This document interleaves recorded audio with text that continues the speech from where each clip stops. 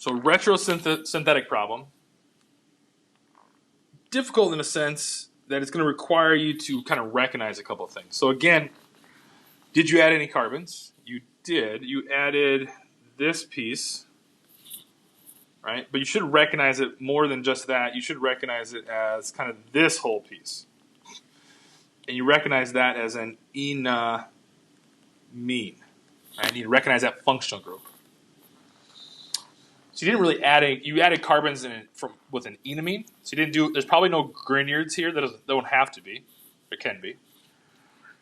And also maybe see that there's some symmetry about the molecule, right? That carbon here and this carbon here seem to be where the action is taking place. Now, how do I know that? Well, this is the carbon that has the oxygen on, right? Look for the functional groups. Look for the electronegative atoms.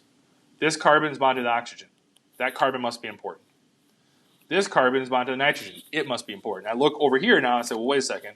That one's bonded to bromine. That's an alkene, so I need to probably get something on this carbon to make this happen. Okay. So if you kind of recognize that, the one step back could be recognizing either how we got this or how we got this. So let's do, you want to do the enamine or the alcohol? Let's do the alcohol. Do you want to do the version where we add carbons or don't add carbons? Doesn't really matter. There's lots of ways to do these things. Let's do the version where it came from a Grignard. Right? You've seen alcohol, you've been seeing a lot of Grignards. So let's say one step back, I'm recognizing this as that. So I label this carbon 1. This is carbon 1 right here. I see a primary alcohol. I see a tertiary alcohol, and I think ketone, Grignard. That's what you should be thinking. That I'm breaking this bond. And so I have to have in here a CH3 MgBr. Right? So if this was carbon 2, this would be carbon 2. Okay? Now I want to take a look at this. All right, what's going on with this? Well, this would have came from probably, well, what do enamines come from? Enamines come from ketones. All right, what if I take this one step back?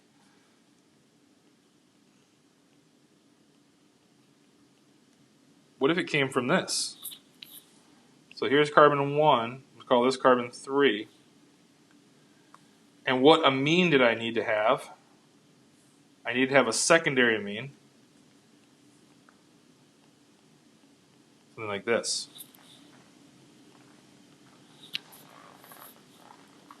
Okay. So now one more step back. Well, I have symmetrical here, but now I look here, I was like, wait a second, I don't have any ketones here. I have an alkene and a bromine. Do you know how to make an alkene into a ketone? You do. Not worried about the reagents just yet. We'll get there. Let's say this was this. This was still there. 1, 3. Oops. Just stop that in a second.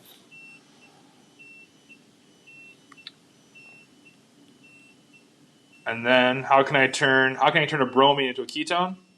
It's going to take a couple steps, but it could have been an OH, and I'm there. So this is just one way to do this.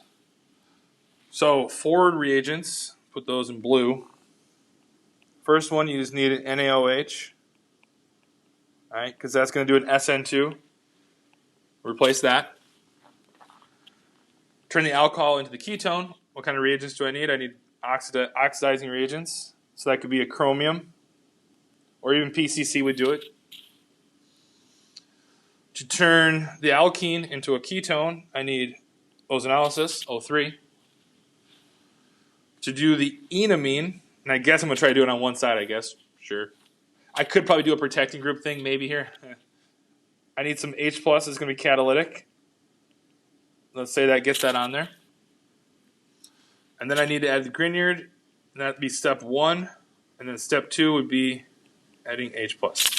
Again, this is just one way to do this. And, the idea here with a lot of these problems is not, there's obviously a practical way to do this, but also just want you to think about these things, right? Recognize where things are at in the starting materials. Find the atoms that have the more electronegative atoms bonded to them. Recognize functional groups. How many carbons do I need to add, right? All those kind of things. That's what we're trying to think about. These are pretty complicated problems, right? This is a pretty tough one.